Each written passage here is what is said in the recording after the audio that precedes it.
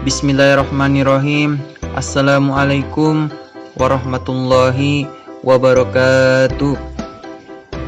Kami dari kelompok 7 yang beranggotakan Dadang Kusuma, Muhammad Faisal, dan Misbahut Daroini akan mempresentasikan materi kami yang berjudul Desain Kurikulum. Baiklah, materi yang pertama akan dipresentasikan oleh Saudara Misbahut Daroini. Pengertian desain kurikulum.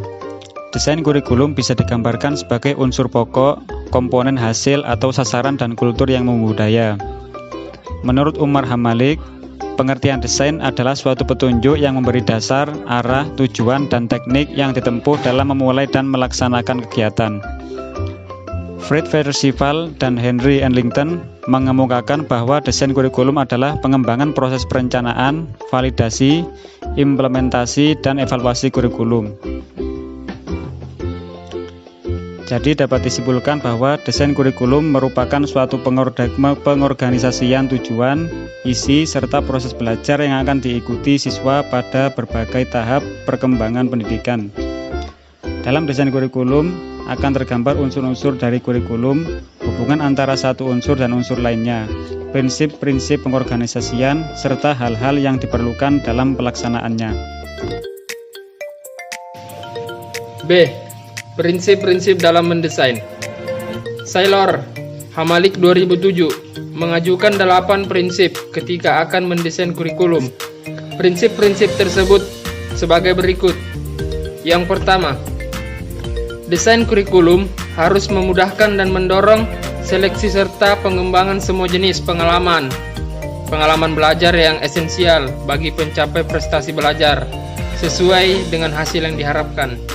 Yang kedua, desain membuat berbagai pengalaman belajar yang bermakna dalam rangka merealisasikan tujuan-tujuan pendidikan, khususnya bagi kelompok siswa yang belajar dengan bimbingan guru.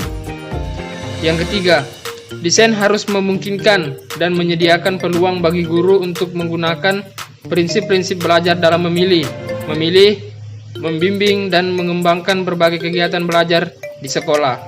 Yang keempat, desain harus memungkinkan guru untuk menyesuaikan pengalaman dengan kebutuhan, kapasitas, dan tingkat kematangan siswa.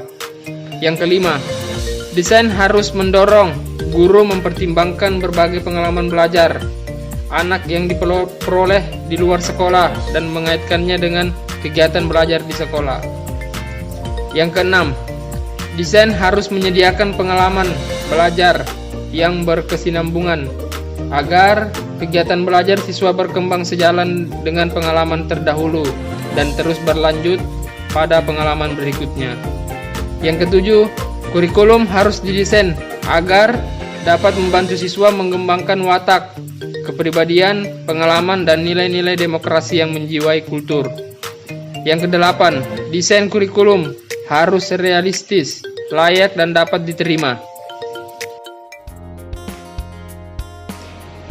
C. Model-model desain kurikulum. Longstreet mendefinisikan desain kurikulum merupakan desain kurikulum yang berpusat kepada pengetahuan, yang dirancang berdasarkan struktur disiplin ilmu. Oleh karena itu, model desain ini juga dinamakan model kurikulum subjek akademis, yang penekanannya diarahkan untuk pengembangan intelektual siswa. Ada 3 bentuk organisasi kurikulum yang berorientasi pada disiplin ilmu, yaitu 1. Subject-centered design, 2. Learner-centered design, 3. Problem-centered design.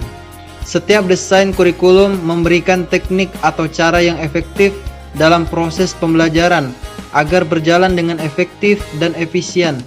Tetapi tidak setiap desain kurikulum dapat dijadikan pedoman dalam melaksanakan proses pembelajaran, karena setiap desain kurikulum memiliki kelebihan dan kekurangan dalam pelaksanaannya.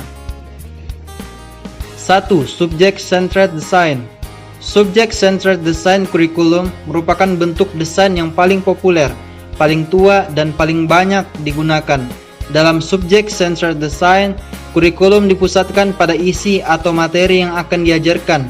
Kurikulum tersusun atas sejumlah mata-mata pelajaran dan mata-mata pelajaran tersebut diajarkan secara terpisah-pisah.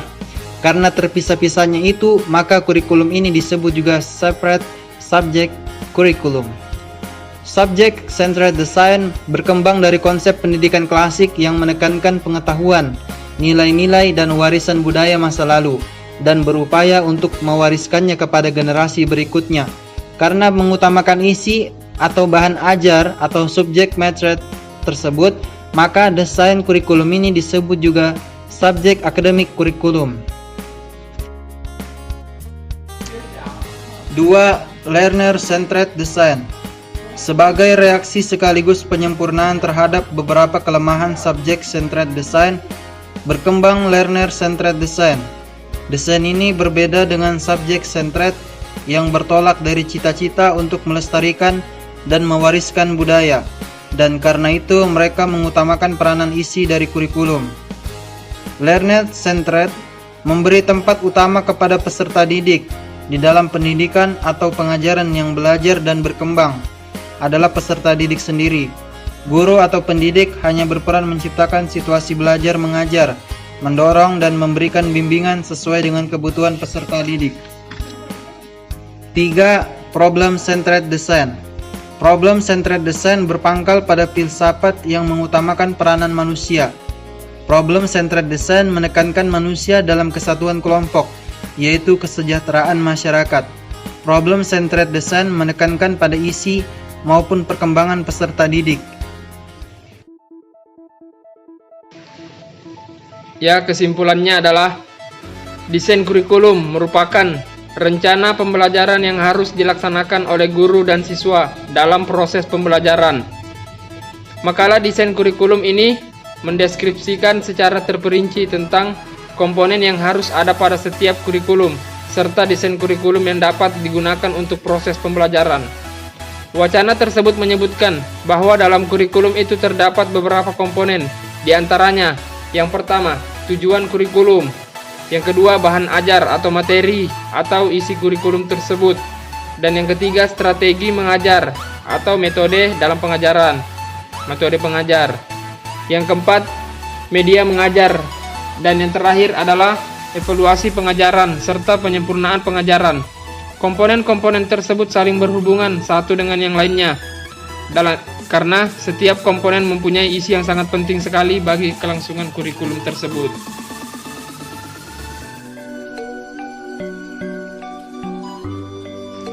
Ya, sekian dari presentasi kami. Kurang dan lebihnya mohon dimaafkan. Assalamualaikum warahmatullahi wabarakatuh.